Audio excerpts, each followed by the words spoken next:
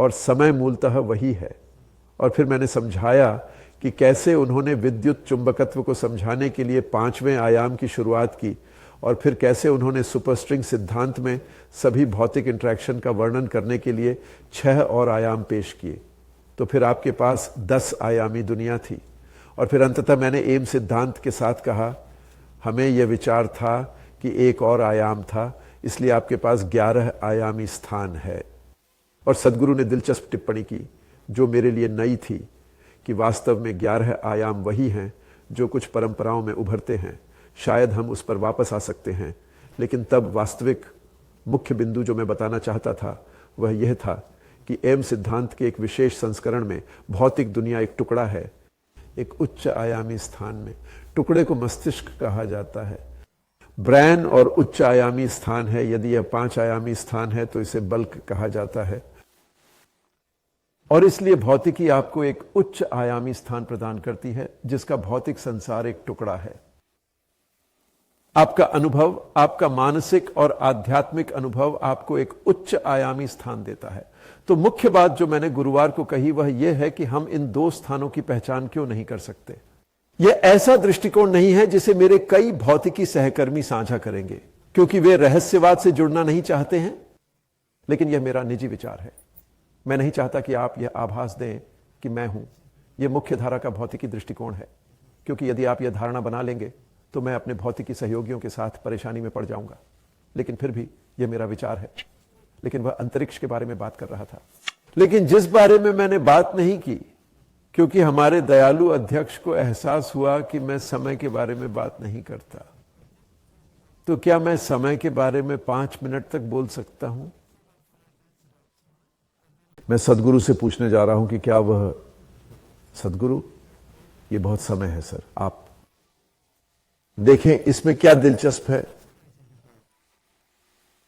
चेतना यह है कि इसमें समय बीतना शामिल है। जब आप कहते हैं मैं चेतन हूं, तो कोई इस बारे में बहस कर सकता है कि चेतन से आपका क्या मतलब है। चेतना की सामग्री के बीच एक अंतर है। जब मैं किसी स्थान चेतना के बारे में बात करता हूं तो आमतौर पर मैं इसी का जिक्र करता हूं, लेकिन चेतना का अनुभव ही, सदगुरु इसे बदलना होगा। आपको स्पेस को ऐसे नहीं कहना चाहिए। सदगुरु, मुझे ऐसे ही जाना चाहिए, धन्यवाद। हाँ ठीक है, तो चेतन स्थान ऐसा है। हाँ, और उम्मीद है कि समय ऐसा ही रहेगा, जिसका मतलब है कि चेयरमैन मुझे रोक नहीं सकते। अगर मैं, फिर भी मुद्दा यह है तुम्हें क्या समझना है। आइंस्टाइन अपनी विशेष पसंद से समय और काल से जुड़े रहे। उन्होंने महसूस किया कि दुनिया समय से संबंधित आयामी तरीके के साथ आयामी नहीं थी, और इसलिए एक आदमी के रूप में आपके लिए आपका जीवन इस समय और इस समय के तरीके हैं। क्या आप समय और समय को 2 आयामों में सोचते हैं? उम्मीद है कि मैं अपने दिमाग का उपयोग कर सकता हूं, लेकिन क्या आप समय के बारे में सोचने के लिए समय और समय को 2 आयामों में सोचते हैं? क्या तुम एक आदमी की तरह हो? आपका विश्व मानव इस आयामी तरीके से समय, लेकिन इसका उपयोग 2 आयामी समय के रूप में किया जाता है। लेकिन आइंस्टीन की एक तस्वीर में यह वर्षों से अर्जित है। समय और भविष्य से निपटना समय नहीं है, लेकिन आपके काफी अनुभव में। क्या आप अपने आप को हर समय चलते रहने वाला समझते हैं? इसलिए यदि आप सोचते हैं कि आपका आदमी एक आदमी है, तो आप अपने महत्वपूर्ण दूसरे को भी उनमें से एक के रूप में सोचते हैं। मन का जो उस तार के साथ यात्रा कर रहा है वह आपका अनुभव है। तो अभी 10:05 हैं, लेकिन 10 मिनट में 5 बज जाएंगे, और 5 मिनट पहले 4:45 बजे थे।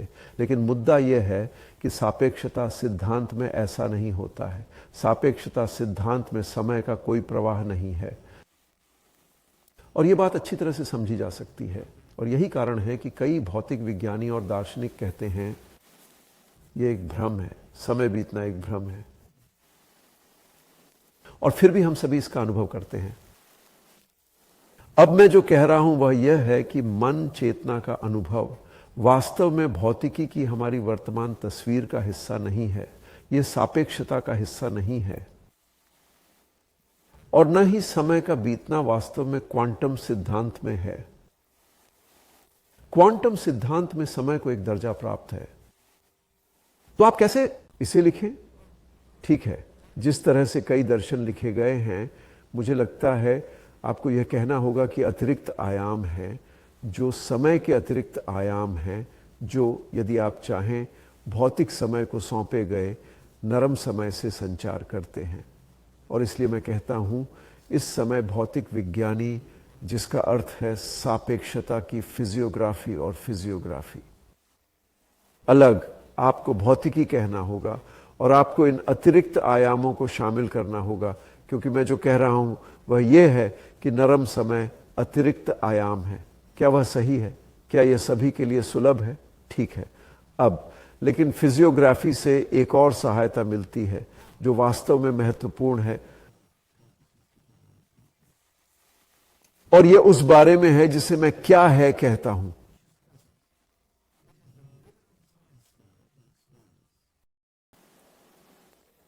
अब देखिए, जब हम सामान्य मनुष्य होते हैं तो हम न्यूनतम समय का अनुभव कर सकते हैं, जो 1 सेकंड के 10वें हिस्से के बराबर होता है। आप कल्पना करें कि मेरी उंगली एक रोशनी है।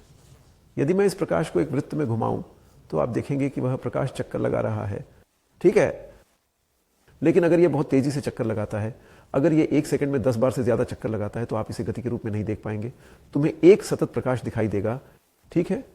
तो समय के पैमाने पर 1 सेकंड के 10वें हिस्से से कम कोई समय नहीं है, जो मूल रूप से विशिष्ट वर्तमान है।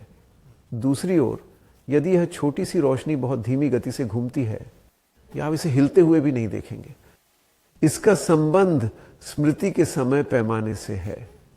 तो समय के बारे में हमारा अनुभव बहुत कम समय तक ही फैलता है, 1 सेकंड के 10वें हिस्से से लेकर शायद 1000 सेकंड तक, ठीक है। मानवीय चेतना से हमारा तात्पर्य यही है। तो विशिष्ट उपहार की यह अवधारणा बहुत पुरानी अवधारणा है। यह वास्तव में विलियम जेम्स के पास जाता है।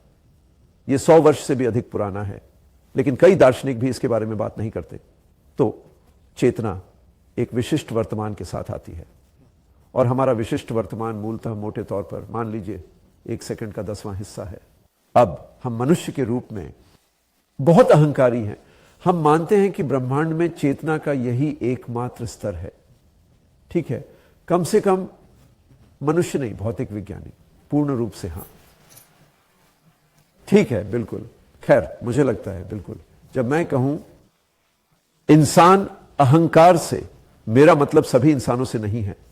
मेरा मतलब है कि कुछ लोग, विशेष रूप से मेरे अधिकांश वैज्ञानिक सहयोगी, यह मान लेंगे कि हम चेतना का सबसे महत्वपूर्ण रूप हैं।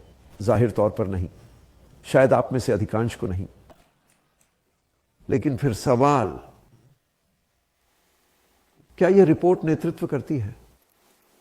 मैं कहता हूं कि वह अच्छी तरह से यात्रा करती है, लेकिन वास्तव में वह बदल सकती है, और हम सभी जानते हैं कि वह संगठनों में बदल सकती है। मुझे आशा है कि आपके पास अनुभव है, आप संकट की स्थिति में हैं। मैं कहता हूं कि आप रास्ते से भटक रहे हैं। मुझे नहीं पता कि कोई रास्ते से भटक गया है या नहीं, लेकिन मैं जानता हूं कि आप रास्ते से भटक गए हैं। जानो, समय तेज है। ऐसा इसलिए है क्योंकि आपके आध्यात्मिक अवसर आध्यात्मिक थे, और ऐसा होता है। आपको एक और अनुभव हो सकता है, उदाहरण के लिए, जहां आपके आध्यात्मिक अवसर खत्म हो जाते हैं। मुझे किसी ऐसे व्यक्ति की घटना के बारे में पता है जो बहुत अच्छा था, आध्यात्मिक था, और उसने खिड़की को पूरी तरह से चमकते हुए देखा, और यह इस समय काम करने में सक्षम नहीं था। लेकिन ऐसा होता है कि खिड़की पूरी तरह से चमकती है, लेकिन उनका विशिष्ट वर्तमान इतना विस्तारित हो गया था कि वह एक चमकती रोशनी जैसा प्रतीत होता था। यह आपके मानसिक समय और भौतिक समय के बीच संबंध का प्रश्न है। अब निसंदेह अधिकांश तंत्रिका विज्ञानी शायद सोचेंगे कि इसे समझाया जा सकता है, क्योंकि मस्तिष्क के अंदर समय की कोई ना कोई घड़ी जरूर होगी। इसलिए तो उदाहरण के लिए बहुत सारी चीजें हैं, अगर उनमें से हर एक चीज को अगर हम एक साथ खोल दें, बिल्कुल, ये अच्छा होगा। क्योंकि आप इतनी सारी बातें कह रहे हैं, हम जब तक हम वापस आएंगे। हाँ, नहीं, लेकिन आप भी हैं, आप भी हैं। तो ये है,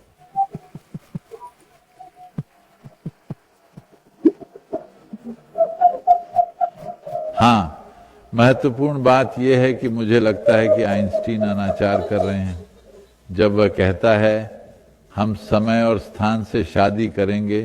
तो मुझे नहीं पता कि उसने ऐसा कहा या नहीं, आपने कहा। क्योंकि जिसे हम अंतरिक्ष के रूप में देख रहे हैं, मेरे अनुभव में वह समय का परिणाम है। समय ने अंतरिक्ष को जन्म दिया है और समय की हमारी समझ यह मूलतः चक्रीय हलचलों के कारण है, अन्यथा हमें समय का पता नहीं चलता। अभी लोग यहां बैठे हैं, ठीक है, अगर ये 1.5-2 घंटे तक चलता है तो वे ठीक हैं, इससे कोई फर्क नहीं पड़ता कि आप कितने बड़े सत्य बोलते हैं। अगर 4 घंटे हो जाएं तो वे धीरे धीरे फिसल जाएंगे, क्योंकि घड़ी नहीं, उनका मूत्राशय समय रखता है, उनका पिछला भाग समय रखता है, उनकी निचली पीठ समय रखती है। नमस्ते, मान लीजिए कि उनके पास शव नहीं था तो हमने उनके शव ले लिए, फिर यदि हम यहां 20 लाख वर्षों तक बैठे रहे, उन्हें कोई समस्या नहीं है। भौतिक प्राणी के रूप में हम समय का परिणाम हैं, जो मूलतः है भौतिक सामग्री की भौतिक गतिविधियां, हम उसी का परिणाम हैं। यदि हम अपनी भौतिकता से ऊपर उठ जाएं तो हमारे अंदर समय का कोई बोध नहीं रह जाता। दुर्भाग्य से पश्चिमी पर्यवेक्षक इसे ट्रांस कह रहे हैं।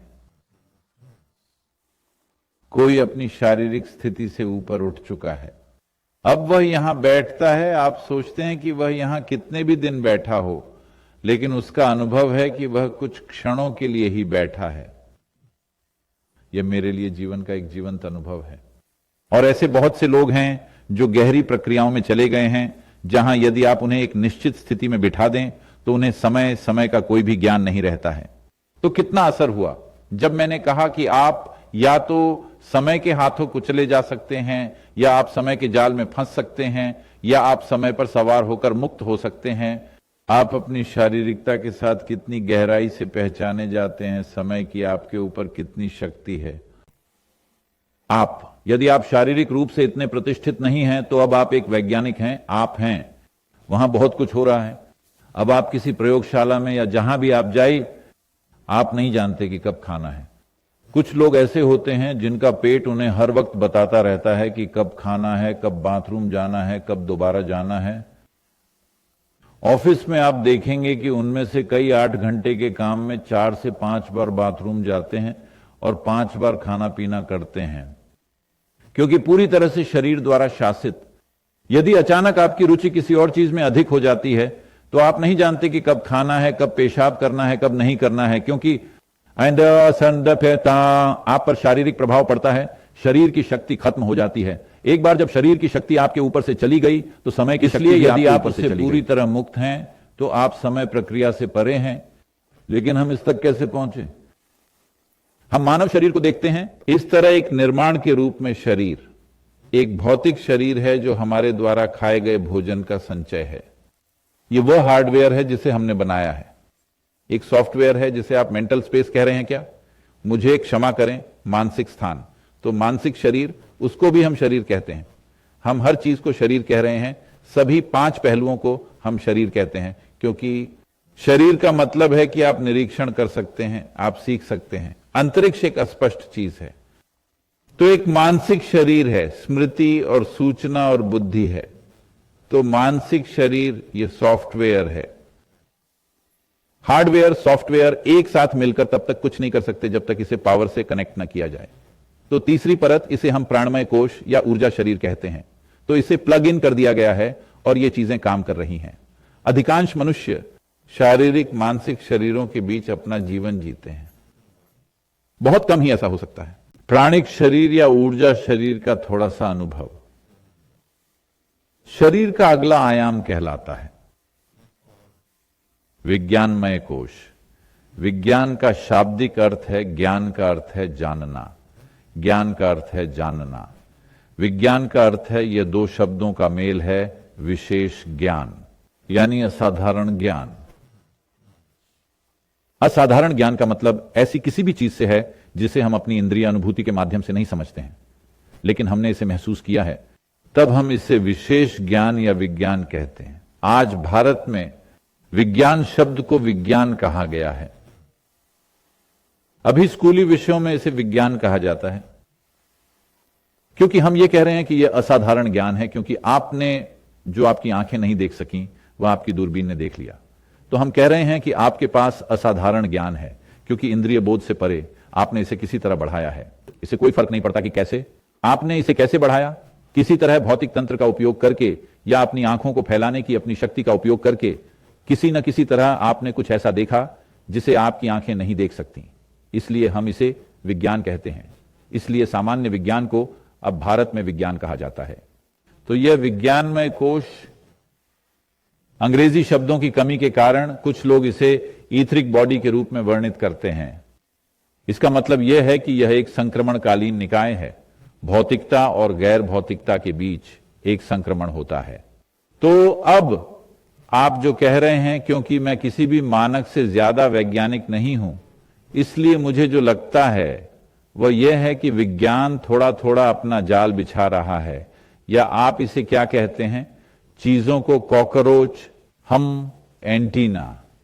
आप अपना एंटीना विज्ञानमय कोश में डाल रहे हैं लेकिन प्रवेश नहीं कर पा रहे हैं। शरीर की पांचवी परत, जिसे हम आनंद शरीर कहते हैं, इसलिए नहीं कि अंदर आनंद का एक बुलबुला है, सिर्फ इसलिए क्योंकि हम नहीं जानते कि इसकी प्रकृति क्या है। क्योंकि यह बिल्कुल भी भौतिक नहीं है, इसलिए हम इसे किसी शब्द से परिभाषित नहीं कर सकते या किसी विवरण से इसका वर्णन नहीं कर सकते। तो हम कहते हैं आनंद शरीर, क्योंकि यह बच्चों की भाषा है। यह ऐसा है जैसे आपका बच्चा किसी स्पीकर को देखता है, मान लीजिए ऐसा स्पीकर देखता है, और आप कहते हैं बूम बूम। तो जिस भाषा में हम बात कर रहे हैं, जब हम उसे छूते हैं तो हमारा अनुभव बहुत आनंदमय हो जाता है, आनंदमय हो जाता है। तो हम कह रहे हैं कि यह आनंद शरीर है। हम ये नहीं कह रहे कि यह उसका स्वभाव है। हम कह रहे हैं कि जब हम इसे छूते हैं तो हम कुछ खाते हैं और यह मीठा होता है। क्योंकि मधुर हमारा अनुभव है, वह जो है उसका स्वभाव नहीं है, यह हमारा अनुभव है, इसलिए हम इसे आनंद शरीर कहते हैं। अभी कृपया, मैं किसी चीज का प्रतिकार करने की कोशिश नहीं कर रहा हूं, मैं बस कोशिश कर रहा हूं इसके बारे में मेरी समझ को परिभाषित करने के लिए। आप जो कह रहे हैं उससे मुझे लगता है कि आप विज्ञानमय कोश को कुतर रहे हैं, लेकिन इसे पार करने के लिए यदि आप बाहर नहीं आते, एक दिन मैंने इसे काल कोठरी कहा था, आज मैं नींव में ही रहूंगा। तुम्हें तर्क की बुनियादों को पार करना होगा, क्योंकि तर्क केवल दो के साथ ही काम कर सकता है, यह और वह, उसके बिना आप नहीं कर सकते। अब ये दोनों बातें यहां तक पहुंच गई हैं, ऐसा होना जरूरी है। यदि किसी ने समय और स्थान से विवाह किया है तो यह हमारे भीतर घटित होना चाहिए। आप समय और स्थान का यह विवाह कर सकते हैं, या समय और स्थान का विलय तभी हो सकता है जब आप अपनी भौतिक प्रकृति को पार कर जाएं, अन्यथा यह वहां नहीं जाएगा। मैं पूरी तरह से स्वीकार करता हूं कि कोई व्यक्ति तर्क से परे एक बिंदु तक पहुंच जाता है, गणित से परे, लेकिन फिर भी मैं तर्क दूंगा कि आप तर्क और गणित को भौतिक क्षेत्र से परे बढ़ा सकते हैं, क्योंकि मैं भौतिक समय और समय के दूसरे स्तर के बीच अंतर कर रहा था जो भौतिक नहीं है, लेकिन फिर भी तर्क के अधीन है और गणित के अधीन है। इसलिए मुझे लगता है कि मैं जो कह रहा हूं वह यह है कि भौतिक क्षेत्र, जिसके बारे में अधिकांश भौतिक विज्ञानी सोचते हैं, और उस क्षेत्र के बीच एक मध्यवर्ती शासन है जो तर्क और गणित से पूरी तरह परे है। तो मुझे लगता है कि मैं जिस बारे में बात कर रहा हूं, यदि आप चाहें तो मैं जिस पर ध्यान दे रहा हूं वह मध्यवर्ती डोमेन है। इसलिए मुझे नहीं लगता कि यह आप जो कह रहे हैं उसके विपरीत है, लेकिन मैं पहले इस बारे में बात कर रहा था कि विशिष्ट वर्तमान का आपका अनुभव कैसे बदल सकता है। लेकिन बस इतना ही था, उन परिस्थितियों में जहां विशिष्ट वर्तमान संभवतः किससे संबंधित था, भौतिक शरीर में क्या चल रहा था। लेकिन मैं जो कहना चाहता था वह यह था कि आपको एक मानसिक या रहस्यमय अनुभव हो सकता है जहां समय का आपका अनुभव वास्तव में बहुत अलग है। तो उदाहरण के लिए आपके पास एक हो सकता है मृत्यु के निकट का अनुभव, जिसमें आपका पूरा जीवन ठीक है, एक पल के बजाय एक पल में देखा जाता है।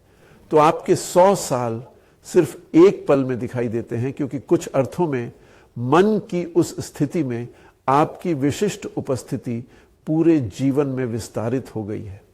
और मेरी समझ साहित्य से है, अनुभव से नहीं। विभिन्न रहस्यमय अवस्थाओं में यह ऐसा है जैसे आप विस्तार कर सकते हैं, रेडियो पर डायल की तरह अपनी विशिष्ट उपस्थिति को बदल सकते हैं, ताकि आप दुनिया को चेतना के एक अलग स्तर और चेतना के उस अलग स्तर पर अनुभव कर सकें।